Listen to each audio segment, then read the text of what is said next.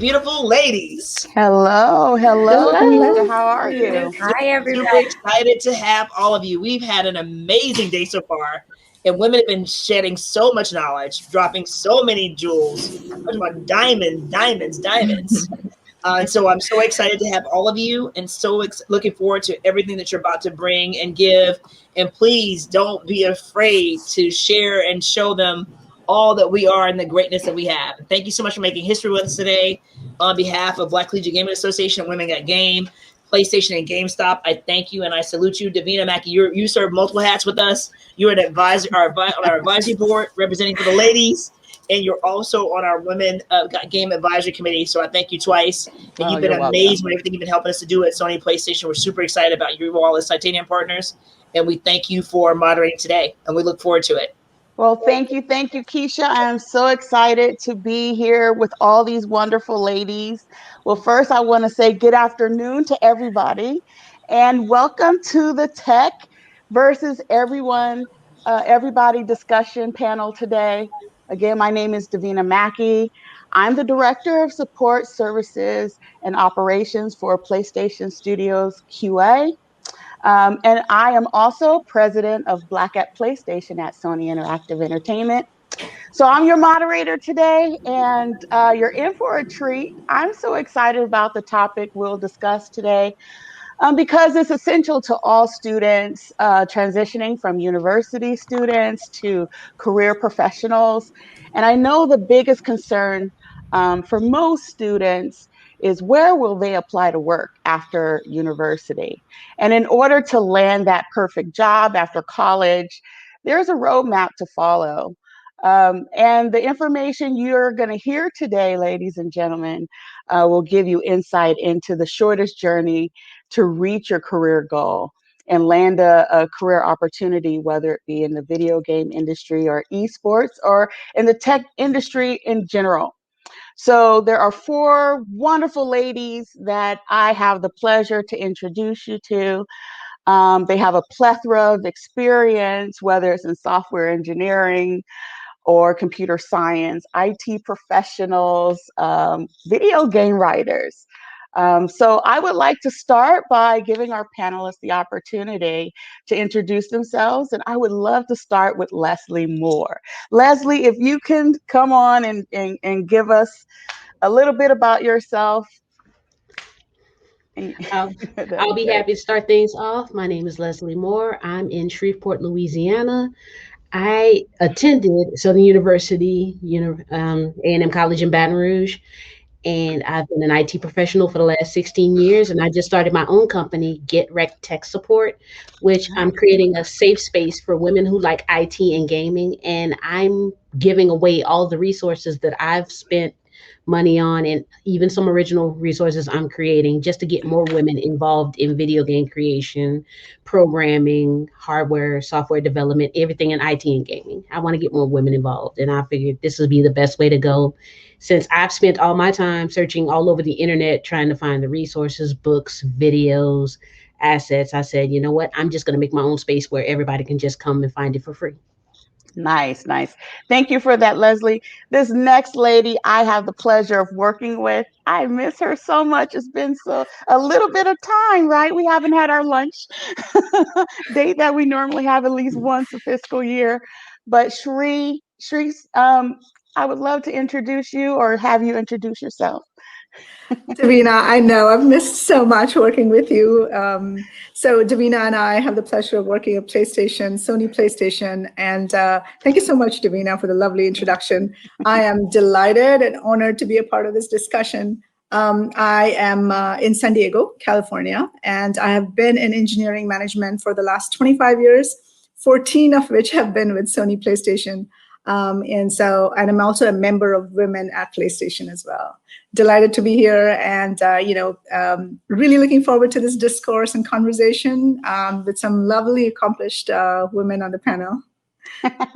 Thank you, Shri. And you know what? I didn't say your last name, so can you pronounce it correctly? Because I am horrible with Sure. pronouncing names. I'm Shri Santosh. I'm Shri Santosh. Santosh. Thank you, thank you. Now, Annabelle, you have a tag name, I think, I didn't want to botch that either. Creatively Anzi, I think is what you call it. All Mhm. right, I would love to hear all about you. Tell us a little bit about yourself. Sure. Hello, everyone. I'm really happy to be here. My name is Annabelle, and I'm the founder of Melanin Gamers, which is a gaming community that promotes inclusion and diversity in the video games industry. We put on gaming tournaments, networking events, and we also showcase streamers and have a podcast where we interview industry insiders and content creators of color as well. Nice. Thank you, Annabelle. I'd like to ask you about that podcast a little later. Sure. And Joy, I love your name. It almost, I was taken and I was like, is it Joyce? No, but there's no C. It's an E at the end. Joyce Nettles. Tell us about a little bit about yourself. Yeah. Well, thank y'all for having me so much. I get the Joyce thing a lot, a lot. So my name is Joy Nettles. I am a senior consultant developer at Tensure Consulting. So I actually am not a game developer, but I've been doing consulting my whole career. So as a consultant, I've seen a lot of different things, a lot of different industries, tech stacks. So I'm just happy to be here on this panel and share what I've learned so far. Thank you, ladies. So one of the first questions I want to talk about, and I'm going to start off with a little bit about my background. It's not traditional by any means, and I did not come through the pathway of landing a job at SIE the traditional way either. I worked in banking. I was a project coordinator, the grassroots of at Washington Mutual, which is currently Chase Bank. And pretty unhappy in what I was doing, didn't like my boss. You know, most people leave their jobs because of their boss, right? Not because of the company. And put my resume on a job site, hotjobs.com for you mature experienced individuals. But I was looking for a new opportunity and put my resume out there. I didn't have a degree yet. I didn't have my degree. In fact, I was in my first year of university when this happened, and I put my resume out. The recruiter contacted me and said, "Hey, we have this opportunity for you. We think you would be a great fit." He said, "The company is SCEA," and I heard EA. I thought I was going to Electronic Arts to interview. And when I drove up to the company, it was a Sony building with Sony logo, and I knew nothing. And so I went in blind because I did all my research, with EA company. And the thing that caught me or got me through that interview was because I found something familiar with one of the interviewers. We actually went to high school together, and I just so happened to have the exact skill set that the hiring manager was looking for. So that's not traditional. Again, I didn't have my degree yet. It was basically having the right skill sets, having my resume positioned correctly. And so what I want to hear is what are how did you guys land your first job in the game industry, and what was it, and where was it, and what did you wish you knew now or back then that could have helped you to obtain that perfect position? And anyone start. I'll start. I actually haven't had a game industry job yet, but I have been in the software development industry and the software QA industry. Yes. My first real QA job was actually working for a Medisys Home Healthcare. Okay. And they were building an in-house inventory system, and I was the only person who knew anything about programming. I'm like, sure, I'll test it.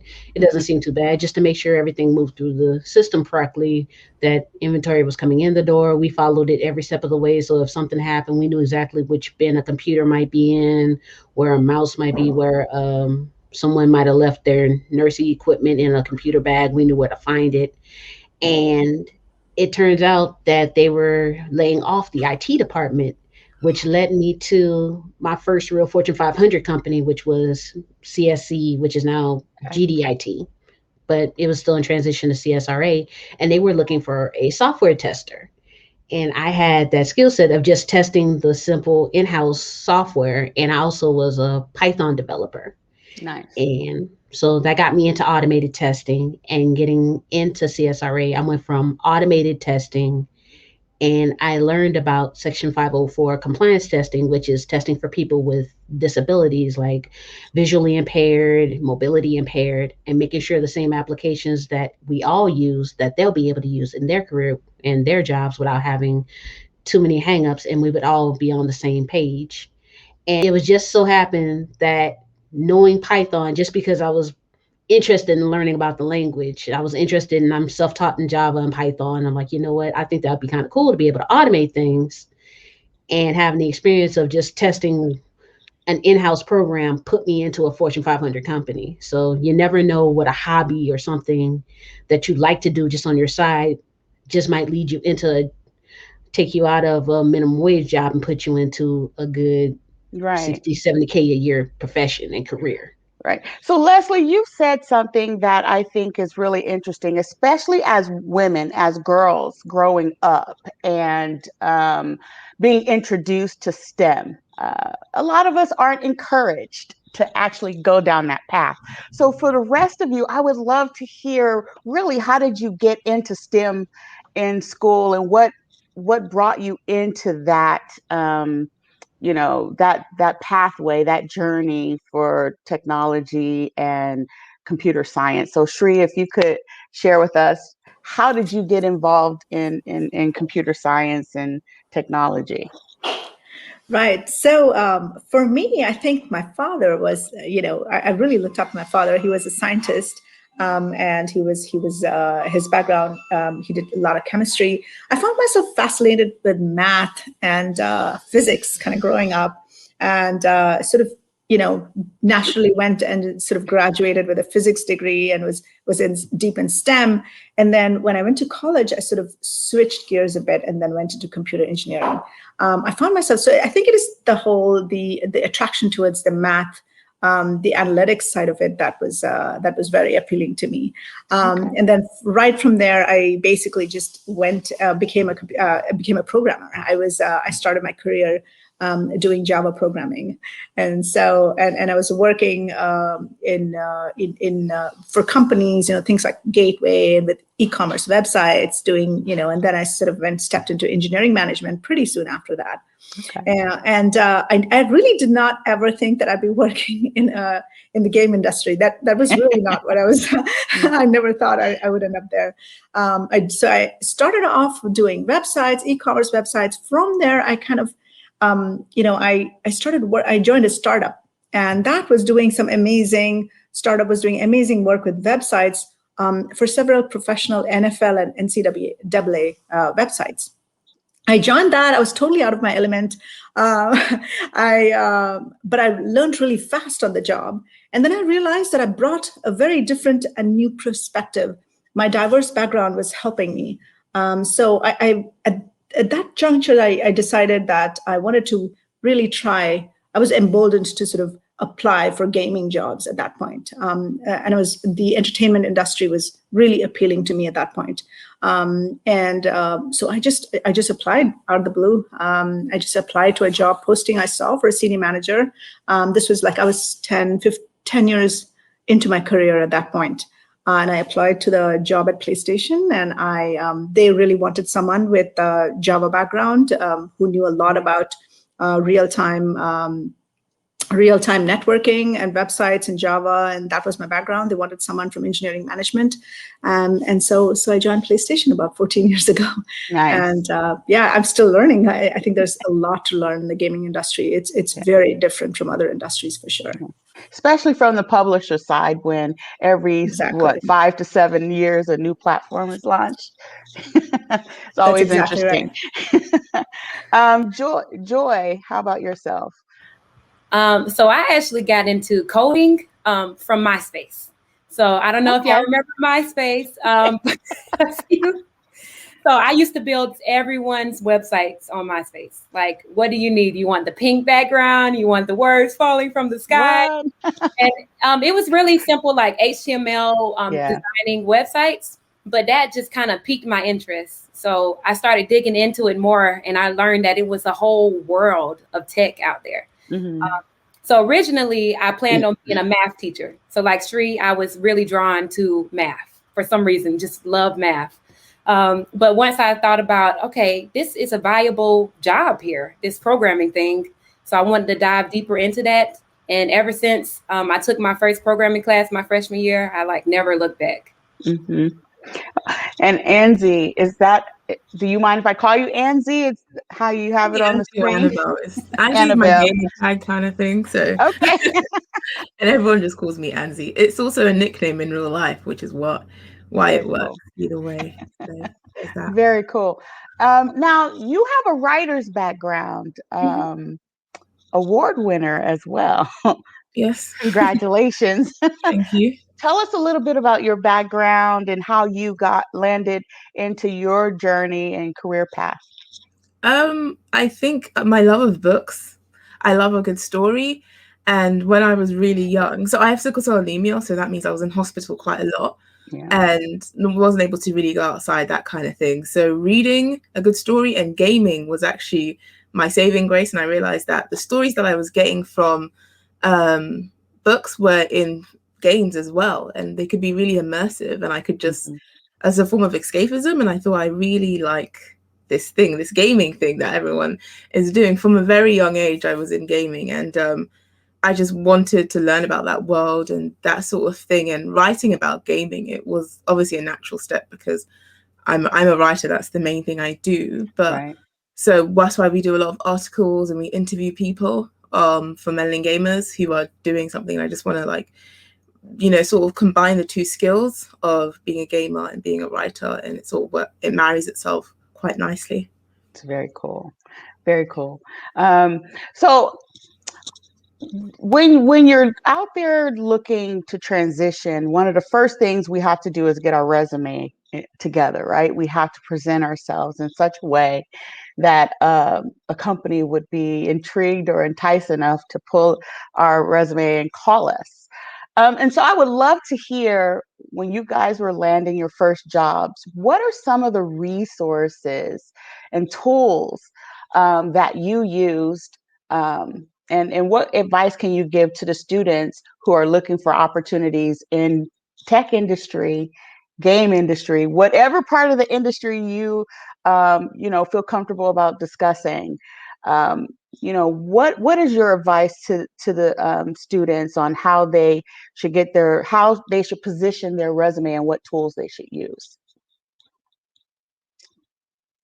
Let's start with Joy. Sure. Okay, so for me with resumes, I want to see, I've done a ton of interviews, and I want to see that you are doing the work and that it's making an impact on you. So don't just say, if you don't have any experience outside of your classroom, don't just say, I took discrete math, software engineering, testing 101. Like, talk about what you're building, the challenges that you faced, and how it's making you better as a developer or a technologist in the general scheme of things. So I would say, for one, highlight what you're doing and what you're building, even if you're not actually building projects on the side. Along with that, always try to highlight how you work in a team and how you can empower others there and get the job done. Because software delivery is about coding, yes, but it's also about delivering constantly. So I want to know that you can build things and you can work with others to get things out the door. One of the things that I would suggest before anyone else jump in is, don't say my objective is ... That is what, 1980s, 1990s. Little filler sentence. Very true. Anyone else have anything else to add to that regarding your resume? I think understanding what you're getting into is very important. Before I applied for one of my first jobs was working at this retail store called John Lewis. that's in London. And I Googled like the founding members of John Lewis, that I would really deep dived into it. And they basically told me out after the interview, I told them things about the company they didn't even know. That, I mean, you don't have to go that far, but understanding exactly what the job role is like half the work, because you have to understand, you understand what you're getting into, right? You know, don't just come there like, yeah, it's basically an IT job, or it's basic. No, it's not actually. This is cooking. You know, understand exactly what you've applied for, so that you're armed with that skill. You know what you can do, but understand what they want you to do. That is very important, you know. So I think that will really tell someone interviewing you that, you know, that it wasn't just a generic, you sent out 50 and then the person who called you back, you wanted that job specifically, you know, and you understand what the company stands for, their ethos, all of that sort of thing is very important. And another thing to add on to that, a good way, even in school, internships. Start looking for internships that look like they're aiming toward what you're going for.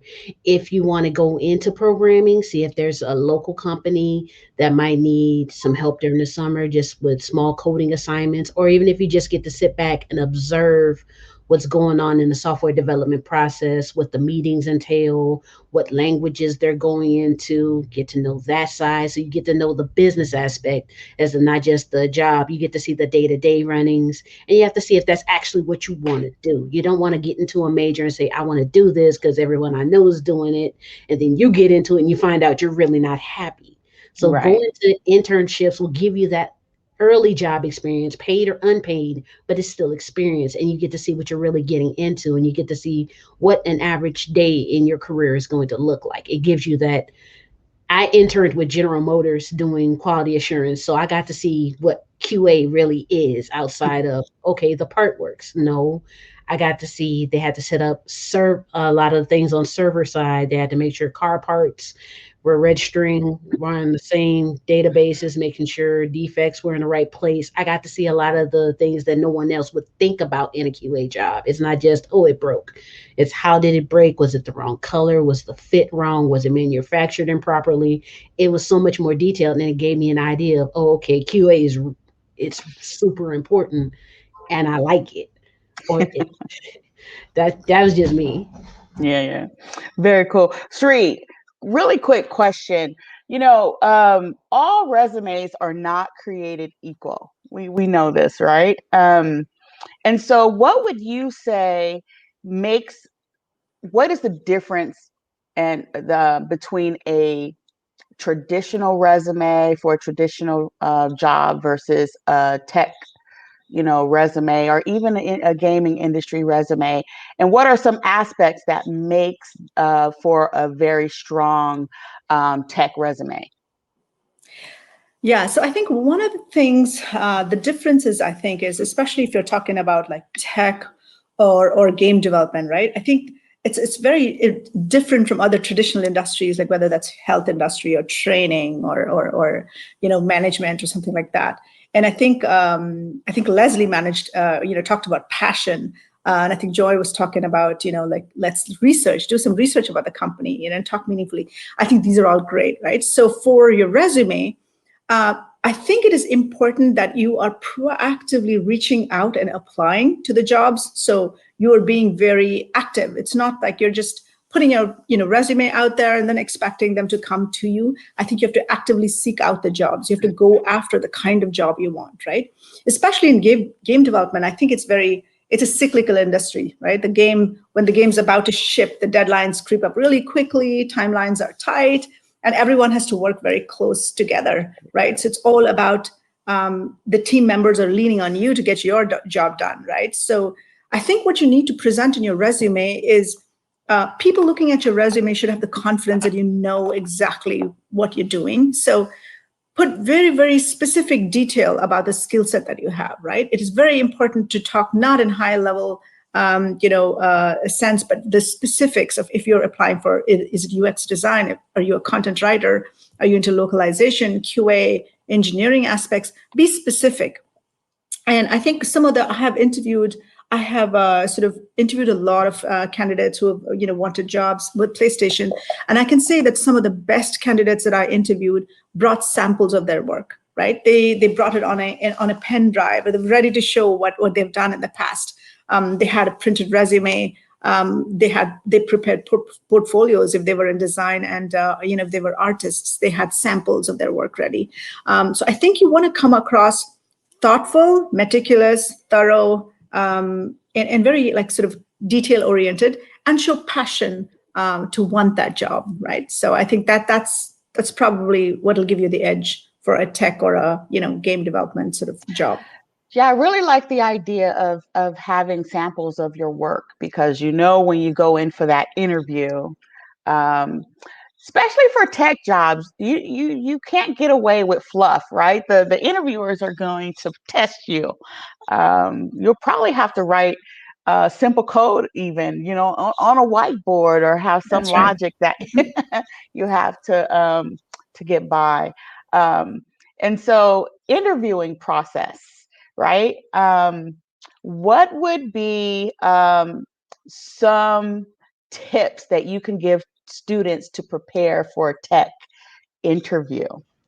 I've actually done a coding interview before. I've done some freelance QA, and for my interview was basically write me an automated testing script. Write something that you would use to test against any website, or write me something that will show me you know what you're doing. Right. And what I did is I went to a movie database website and I wrote a simple script that would click through the website, click through a certain set of movies, bring up the data, and then screenshot exactly in the middle of the database. Like, it would scroll down, but you wouldn't see when the screenshot was taken, but you would get emailed a screenshot of the exact middle of just a particular movie randomly. Mm-hmm. And that was to show, one, I know how to maneuver through the web page and get through the XHTML, the CSS, and everything like that. Two, it would show you that I know how to pinpoint something exactly what you're looking for. And three, it would show my knowledge of I know how to get it into an executable that you can run it anywhere. Right. And that's showing a lot. And coding interviews are sometimes like that. Somebody might come in and like, hey, I want you to log in here and I want you to write a script for me. You have to be prepared and comfortable in your programming language, be it Python, Java, JavaScript. You have to be comfortable enough that it doesn't matter what they throw at you. You can write a script that'll do it, or you can write a small section of code that'll do exactly what they're asking for. You can't just come in, like Sri was saying, you can't just come in with a fluffed up resume saying, hey, I know Java. Okay, you know Java, do this in Java. And they're like, yeah. Well, you know what, Leslie? You would be surprised how many people try to fluff their way through a tech interview. I've given a tech interview and I'm like, you don't know what we're talking about. Okay. Right. Okay, we have some questions from our audience that I want to give you right now. So Luke Hamilton 3, his question is, since getting into the gaming or software industry, which has been more impactful for you in growing your career moving forward? Networking contacts versus perfect fit for next role? I guess he's asking, what would you say is the best or most impactful? Is it networking contacts, or is it just having the perfect fit for that role that you're going for? I would say, I just want to throw the fact that networking is almost 80% of most, whatever career you're going for. When I was in I got signed last year for an agent to publish my book. Mm-hmm. And that was because of someone told me about something else that I applied for, and then in gaming, so most of my contacts are made because I did networking to find out this person, and then this person reached out to me, and now we're working with these people. So networking, I think it's so important. It's important to know how to network online and in real life. I'm quite shy, so networking for me was really stressful. And a lot of people who are creative can be quite introverted. So just have notes with you. These are kind of opener questions that, try to put yourself out there in terms of networking. A hey, a hello, or I saw that you did this. It's really, really important. And most people are quite receptive to that. I've been lucky that most people will just be like, okay, actually, I can point you to this person. They won't just be like, it's no is as much as what my sister says to me is, it's already a no if you don't ask. So if you don't ask, it was already a no anyway. If you ask, they might say no, but they might say yes. Right. And that might get you to where you want to be. And I think that people should just take a chance because you don't really have anything to lose, but you have everything to gain. So no. I want to stay on the networking ideal. So you said that most computer science majors or people in tech, they're probably going to be more introverted than extroverted, right? And in-person networking, can you expand upon like what type of networking events would you tap into? And we've all been indoors for about a year working from home. I know there has to be equivalent virtual networking events that are out there. Can you expand on that a bit? There are loads of online networking events now that I've been to, and it's the comments section that probably gets the most engagement. And people will be like, oh, these are my socials. Immediately afterwards, just say a hey, and then maybe a few days later, oh, I saw you on this panel, and I really liked when you did A, B, and C. Can you please tell me more about X, Y, and Z? That kind of thing. And they will remember that, oh, yeah, I was on this panel. Women Got Game. You were talking about this. Can you please expand for me? And people are quiet. People have been sliding into my DMs from different panels I've done. Did you just say sliding into them? And it's like that's what we have to do now, because you can't just meet people over drinks and once the wine sets in, you can sort of ask your questions. But now it's all online, and it's easier and harder because you don't have to meet anyone face to face.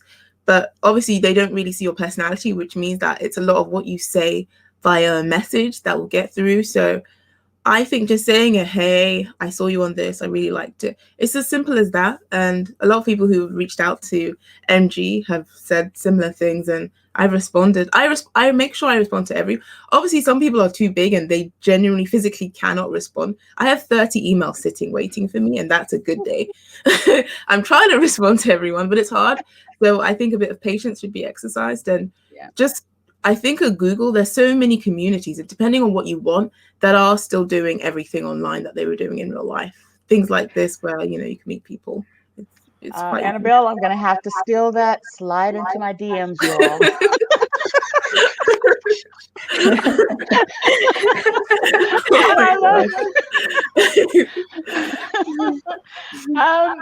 I would like another.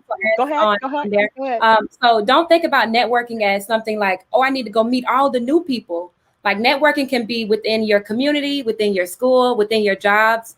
I know, like as a consultant, when I go to new companies and I'm like, oh, hey, this guy is a whiz at, I don't know, mobile app development. Let me go hit him up and see if he can do some mentorship, if he can give me some tips. So even just reaching out and developing deeper connections and, relationships with people around you, I think that can also count as well. Very cool. I agree with that, Joy. We have another question from our audience.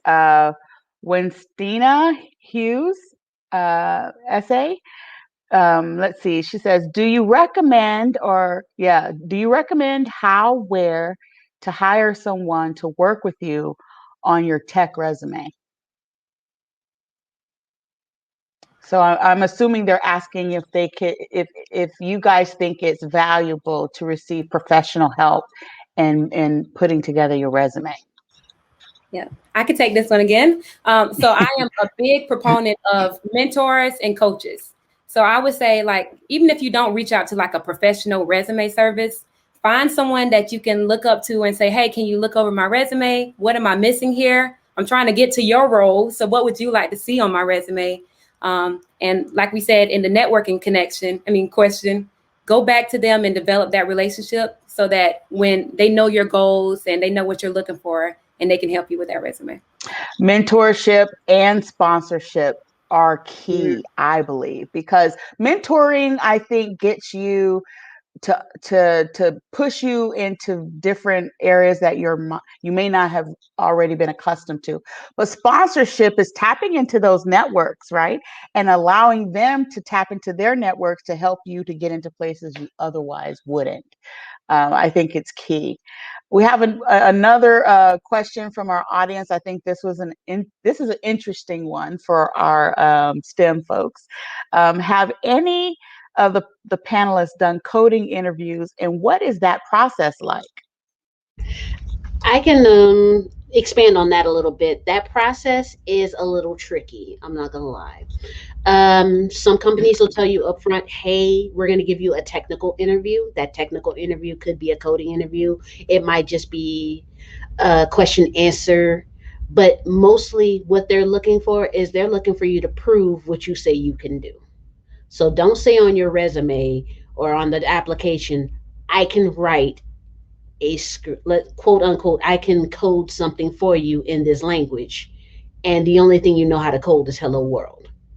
So let's stay inside of something that you know you can actually do. And what the easiest thing you can prepare yourself for is pretend, instead of going into that room, because you're going to go into a room with people, they're going to be watching you, they're going to provide the equipment for you to use. Rather than feel like you're being stalked and watched, just feel like you're in the classroom environment. Feel like, just make sure you're comfortable, read over everything, read over as long as it takes for you to read and understand what they're actually asking you. If you have a question like, oh, I see you said you're looking for this. Are you looking for this in particular? Are you wanting details? What exactly are you looking for me to do with this information? You don't want to go through the trouble of writing code and it's not what they're actually looking for. It'll be like, hey, I want you to find it. It's kind of like looking in a basket. Hey, I want you to pick out an apple. It's not just, they're not just asking you to pick out an apple. They're asking for you to find, how did you find this apple and what method are you going to use to find this apple? Are you just looking at it and picking it up? Are you moving other things out of the way to get the apple? Are you just going to grab everything and hope an apple comes up? You kind of have to have coding magic. It's like a crane game, like hoping for the best here. But they want to know, it's better to ask the questions. No one has ever been mad at you for asking a question during an interview. Hey, right. You want me to find this?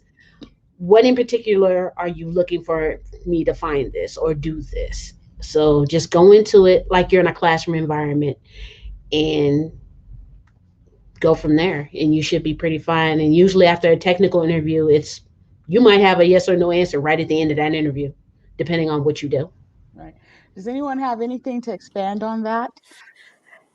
Yeah, I can basically chime in here with what we're doing at PlayStation. So I think many companies and PlayStation's doing something similar as well. Now that most of us are working from home, we don't really have the candidate coming in anymore, right, in person. Or scribbling on the board and showing off their coding skills. So right now, it's almost becoming a pre-filter of sorts, right? So we are giving the test to the candidate, and they take a short, like a half an hour coding program or something that's sent out to them. We define what the coding exercise is. They take that, we give them a limited amount of time, and then they submit their work. And what we're looking to do at that point is really just weeding out the folks who claim they know the language, but probably really don't know at all. So we're not really looking for someone to be a real expert in that area. We're really looking to see, does this person, they claim that they know Python, right, in their resume. Does this person know enough Python? Can this person come in and then learn on the job, right? So it's really just some sort of a filter mechanism, a pre-filter mechanism. There is not a whole lot of stress because you're given the task, you're given fixed amount of time. The websites that the tests run on, automatically, the moment you say start, it sort of clocks you. And if it's a 30-minute test, you only have that much time to like write the answers down. So my recommendation is don't, so it's not stressful in that sense. So you can look up material on the side if you want to. It's more about, like Leslie was talking about, show them the way you've thought through. What is your thinking process? Show that you have skill set in that area, but then you don't have to be absolutely accurate and perfect, and you didn't have to do it in the best possible way, for you to be considered. So, the funny thing is there are those tactical skills that you are wanting them to showcase.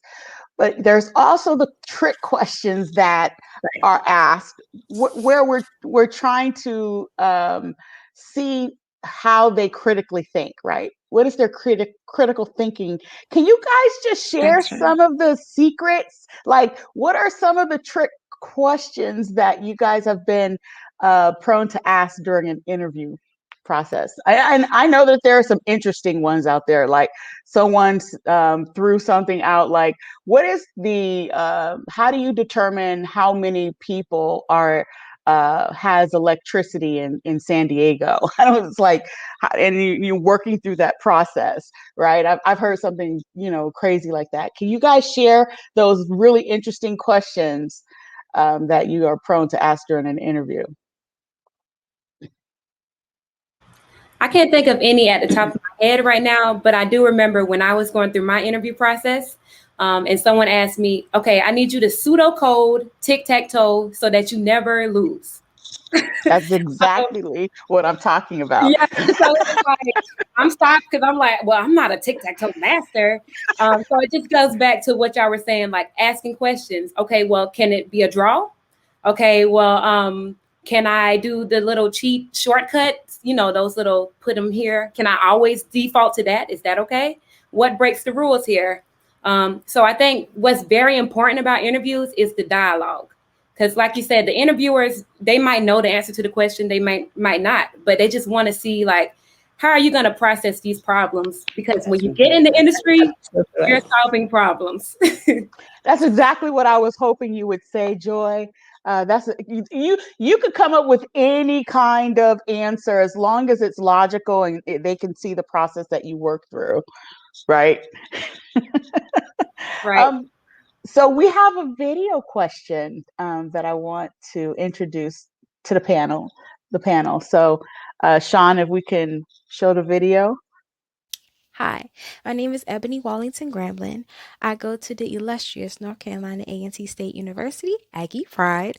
I am a journalism and mass communication sophomore with a concentration in mass media production.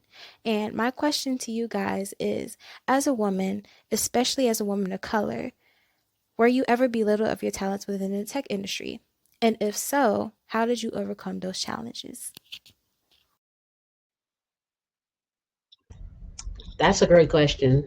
I've I've actually run into that a lot since I'm in Louisiana. I'm in the South, so there's a lot of belittling, especially among women of color. It's not blatant, but if you know what to look for, you know exactly what it is.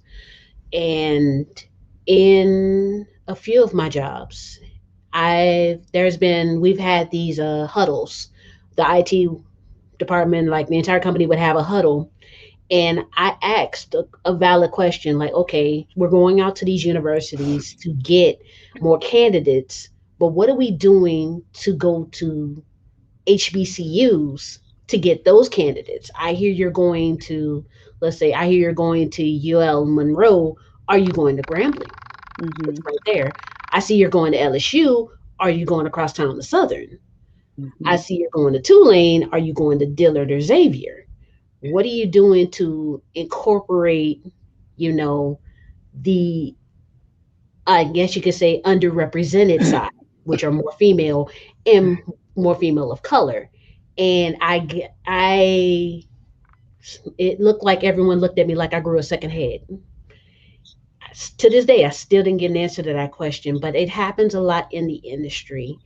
And even my work as being a mid-level software tester was constantly under extra scrutiny, I guess you could say. Or the developers would always come back to me saying, well, you tested for this, but there's no possible way someone's ever going to look for such and such a thing. I'm like, you say that because I found something that was broken because you didn't finish. Now, what happens if you run into the outlier that does look for that and it's broken, and now all of a sudden it's a problem? I'm trying to stop it from becoming a problem because you're not thinking. I'm thinking outside of the box, and you're thinking, oh, okay, well, she's the only person that found this, so I'm not going to worry about it. And then you look up 3 months later, oh, there's this bug there. Oh, the one I reported on. Okay. I say that is the typical gaslighting scenario. Right? It's what I can say from my experience, being a female in a male dominated industry, the video game industry, is sometimes what you are conveying is not taken serious. And what you'll find is that you will have, subject matter or an idea, and then it will be dismissed. But what will happen later is your peer or your colleague will say the same thing, and that same thing is taken serious. I would say those are the big obstacles that I've faced in my career. Being a female, um, I have to say that the other thing is wage discrepancy, like not being paid the same as your peers, and then finding that I have to prove myself 3 or 4 times, more than what my peers would have to. You guys experience that at all? Yes. Yes. Kind of the unspoken, thing that the microaggressions that you kind of go through sometimes. It's there, right? I mean, I think the whole unconscious bias thing totally exists, and it's definitely there in the game industry, right? And it's partly because there are lack of female role models, right? We need more women in leadership positions. We need, yeah, there is, and there's a need for allies, right? Even when we are surrounded, like Davina was talking about, and most of our colleagues are male, right? But there are some really strong allies. Who will kind of stand up and speak up and correct if someone's talking over someone constantly. Some ally will speak up and say, could you let's hear what she wants to say, right?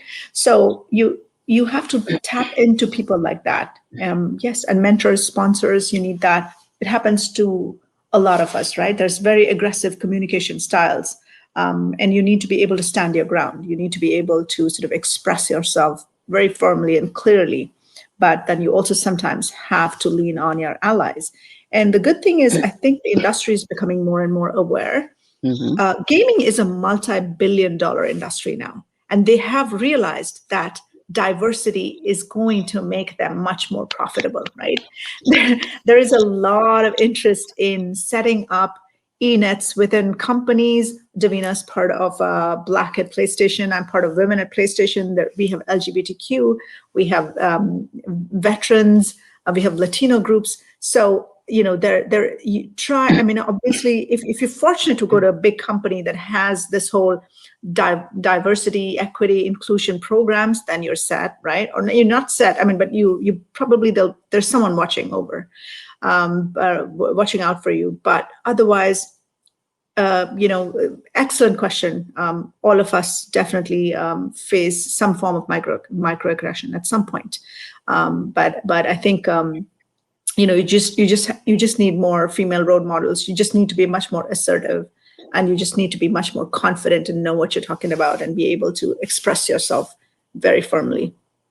I have to say, I'm so grateful to Shri, and she probably doesn't even know this, but Shri is the reason why I even started working with SIE, employee resource groups.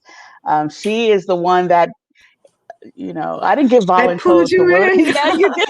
I said, help. Yeah, if it wasn't for Shri, I wouldn't have gotten involved. But the type of work that we do within the employee resource groups are amazing. Women in technology, or any women group, I would encourage, once you get yourself in the corporate door, to get involved with your employee resource groups, because that is a major networking opportunity. There's a question here that I think goes hand in hand with what I'm saying here. So Orlando Sharp 3, his question or her question, not sure. What is the difference between a mentor, a coach, or even a sponsor? I had multiple mentors in my career, especially when I started moving more into corporate America. I knew what my job was, but I guess you could say I didn't know how to get my point across without sounding either angry, childish. These are things that were actually told to me: angry, childish, unknowing. But I've had other women who were in senior leadership that taught me ways of saying things and ways of going about things to get your point across, but still not come across as confrontational or even insubordinate. And she was I've had a lot of mentors like that. Um, I've never really had a coach per se, anyone to really teach me these things. It was more of she saw what I was doing and she saw herself in what I was doing, and she knew somebody was like, okay, wait, I know exactly how you feel, but this is a better way to say that. Right. So does anybody know what the difference between the a mentorship and a coach is? Like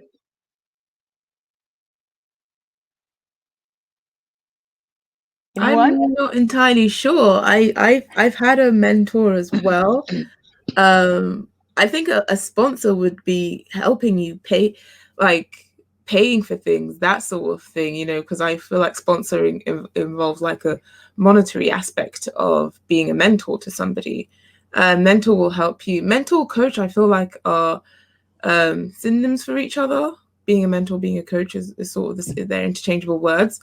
But that's strictly the definition for me. But with English, I just like that word means Yeah. this. So when I look at the one, I look at mentor as being free. It's someone that is volunteering their time in order to listen to what your goals and aspirations are and provide you with pathways in order to get there. Hold you accountable as well. Whereas a coach, you probably pay that person in order to do similar things, and you have financial accountability behind it.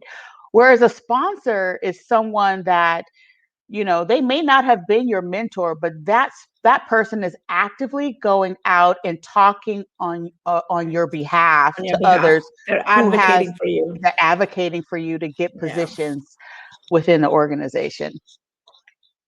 that's exactly Does right. So one anyone is disagree with that? more. Sounds good to me. I just learned something new. Right. I think mentor is more of an advisory role, right? And the sponsor is more of an active participant who's advocating for you. They are going to back for you. They have a vested interest in seeing you grow your career. So they're much more of an active participant.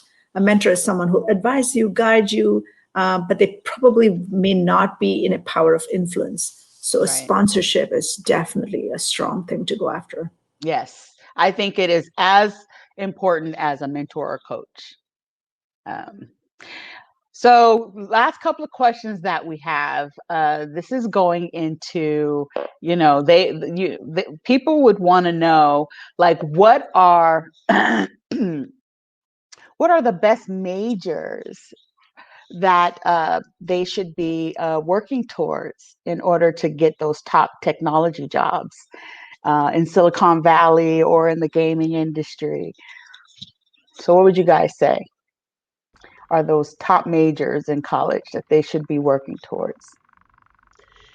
I mean, if you're doing it for the money, you're definitely going to go toward programming and coding. Mm-hmm. And if you do it, like I went into programming and found out I like it, but not enough to say I want to do it every day for the rest of my life until I found the QA aspect, which was testing. Like, oh, I get Right. to break. I like this. Okay, I can do this. So you can make a great living basically taking someone else's code and going, haha, I broke it. Or if you want to, you can even get into digital media, Mm-hmm. since that's especially in the video game industry, you're going to want graphic design, digital media, the coders, and even user interface and user experience. That's a good field to Mm-hmm. go into. And that's just with app development. Even if you don't know how to code it, you know how to make it look good where someone can code it for you. That's important too. What are the top languages you think they should know in order to be competitive? Ooh, Python, Java, and Yes. JavaScript. Okay. That's exactly right. That's No more spot on, Leslie. Nope. Say that again. Python, Python, Java, JavaScript. That's exactly right. That can literally get you into mobile development, website development, even you can even do basic game development with those three. Even C# will help you more on the game development side. Mm-hmm. Yeah.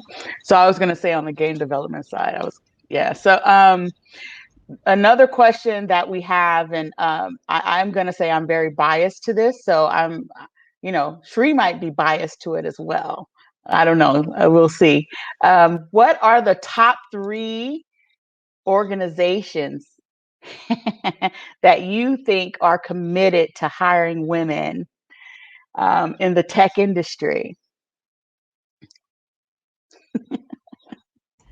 In the tech, not necessarily gaming. Not just Davina? necessarily because we're tech too, right? Not necessarily. Well, so I'll put gaming in there too. So we're gonna say PlayStation. Just throwing that out there. Yeah. Oh, see, we didn't have to say it, Shri. Thank you, Leslie. We didn't. Thank you, Leslie. PlayStation, Google, and Intel. Okay, no Amazon, no, I said what I said. There you go. I love it. I love Good it. I love one, it. good one. Awesome.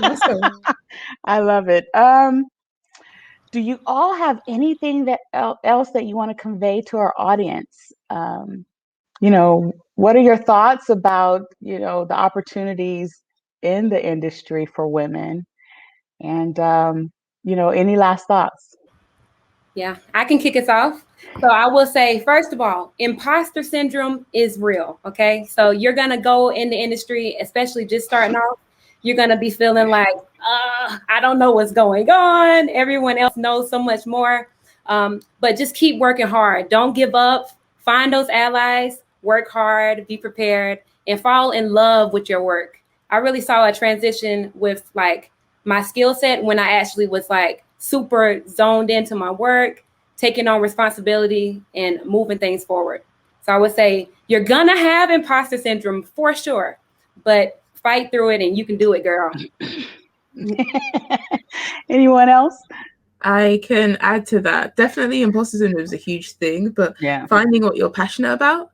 If you find what what's the saying is, find what you do for a job and you'll never work a day in your life. I think it's something like that. There are times when I don't want to be doing this, but I just, like, I was editing my novel. It's 90,000 words, but I was doing it, and I've rewritten it like 8 times. But in this like long hours of doing these things, and if you're passionate about it, you will keep driving at it, even if you're tired, even if you feel like giving up. If you're passionate about something, you're gonna chase that dream, whatever it takes, and find what you're passionate about. Yeah, making money is useful, but if you can find something you're passionate about, it will eventually make you money. Hopefully, that's the dream, to find what you're passionate about Exactly. to make you money. So just remember, like, keep that vision in your heart. Why did I start this thing? Why you started this thing has to be at the forefront. Oh, this isn't making me money, but you started because of this, and you should maybe write that down somewhere. Why did I do this thing? And then you'll never forget. That goal in your mind that you had, you'll always be focused on it. So that's what I would say. Shri? I was going to say, I think this is a great time to get into the tech industry, into gaming, because there is, like I was mentioning earlier, an awareness that we need diversity in the talent pool, right? So look out if you are independent, if you're committed, if you're passionate about the stuff, you're curious, you love to collaborate, look out for companies, look out for internships. There are several companies and launch pads. When you just talk about a couple companies like EarUp and Tectonica and so on in the Bay Area and other areas in the US, they are actually connecting women and people from underrepresented groups with tech companies today. And then you have, like, they give you living stipends, they give you thousands of hours of project support, they give you free laptops. And then they allow you to go through a 12-month program or a 9-month program with a company with 100% placement chance at the end of it. So go after those kind of opportunities. There's plenty of them out there because there is a huge need for us, especially, young, accomplished women like you all, to really be, participating, entering the tech industry. We need many more women in STEM sort of entering the tech industry. So all the best to everybody. Powerful, powerful. Leslie, you want to take us home? It's ladies like you all in this panel that made me decide to help other women that's coming up. That's what my business essentially is I have spent 16 years looking for videos, books, assets to make games, free music, all this stuff, and I'm giving it away to help other women get us more involved in IT and gaming and get us into these industries. And I'm going to continue to do that. And like I said, it's because of women just like you guys. Y'all inspired me, and now I want us all to inspire others. And I'm thankful for just being on this panel with everyone on this panel. It's been a learning experience for me as well as helping others. And I'm hoping that there's going to be more like this. I just have to say that you ladies are inspirational. Like, Miss Annabelle is in London, and I can't imagine what time it is out there. But 9 thank o'clock you. at night. Oh, 9 o'clock. Thank you, and Time for a truly, glass of wine yeah. or a cocktail. One in the middle of the box. So, I just want to end with a few closing words. A powerful resume should leap off the page. Every line in your resume should have value and contribute to convincing the employer to hire you. Do your research about the job you're applying for and make sure your resume is relevant to the job. We are in a pandemic era where video conferencing or collaboration tools such as Zoom and MS Teams and GoToMeeting and WebEx, I think I said them all, Slack, etc. They're the new interviewing platform. So make sure you are camera ready and don't have crazy political or vulgar or racy items in view, and still dress appropriately. Very important. And guys, clean up your social media profiles because hiring managers and recruiters do take a peek. And so, I just want to say that it has been a pleasure to sit with these ladies who are so powerful and beautiful in their own right, and professional, and some of you are entrepreneurs and some of you are high performing, high power women in your own right. And thank you so much. And Keisha, I'm just gonna send it off to you now, and take it away. Thank you so much, ladies, for today. I mean, the diversity of your talents, the diversity of your the jewels and conversations you shared, it's just amazing. And you hit some very interesting points on the end, Davina. I don't think the college students realize how much their social media matters and how companies, employers, interviewers look at that before they even get a chance to have no matter how talented they may be or what a great GPA they may have, what a good looking resume they have. If they go to their social media page and there's something on there that's disparaging, or it pushes the envelope in the wrong way, or or it's controversial in a way that could bring or tarnish the amazing brands that you're interviewing with, it's not worth it. So get rid of it now. If you have to create a new page, delete the old pages, because you want to always present your best self whenever you have the opportunity to do so. And I so appreciate the amazing feedback you ladies gave today. And Angie, Melanie gave us, Annabelle, you've been phenomenal. It's your second time around with us as well, just like Davina. So I appreciate you both times, and for you all taking time on a Saturday. Leslie, I'm so glad I was able to connect with you at Emmy. Thank you so much for representing for HBCU as a proud HBCU graduate, Florida A&M. A lot of companies have never, ever even stepped foot on or reached out to HBCUs. And we graduate more individuals with both, not just undergraduate degrees, but masters and even PhDs, especially in the technology areas, than all the PWIs combined when it comes to African Americans and Blacks especially. And so, it definitely, and I hope more people will get to come and experience and reach out to our universities to see the amazing talent that we have and we offer. The big thing, though, is helping our schools to understand what's needed from a technology standpoint, what you look for in resumes, and help to prepare. So I'm so excited about what Sony PlayStation is doing with us to help us get ready and to prepare our students to do so we can continue to diversify the space and bring more amazing talent.